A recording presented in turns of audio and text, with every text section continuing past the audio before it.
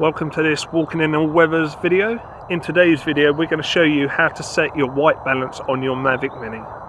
Let's jump straight in. One of the problems up till now with the Mavic Mini has been the lack of white balance control. This would mean that the drone would automatically adjust the white balance, which could lead to some funky results. But now DJi have just updated their Fly app, which now gives us manual control over the white balance. Let's show you how to set the white balance manually to get better video. Okay, so we have sent the drone up and let's jump into the Fly app. First click on the three dots in the top right corner. Then select camera, hit advance, and there you'll see the manual button for white balance. Tap that and a slider will appear. By moving it right it warms up the footage, and moving it left cools the footage. Let's look at the footage straight out the drone. So how do we know what setting it should be at? Well, if we are a professional film producer, you would set your white balance to every shot using a colour board or grey board.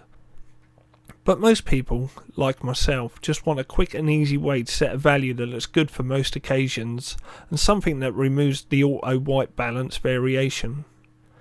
Let's take a quick look at the Kelvin numbers on a chart to see where we should be at. We can see that daylight temperature is 5500 Kelvin and an overcast day is 6500 Kelvin. So a good value that should cover most outdoor flying is in between these values. My personal recommendation and the setting I use is 5700. If the footage is slightly cool or warm when viewing it back, I simply alter in post-production. So let's set the value to 5700 Kelvin and let's have a look.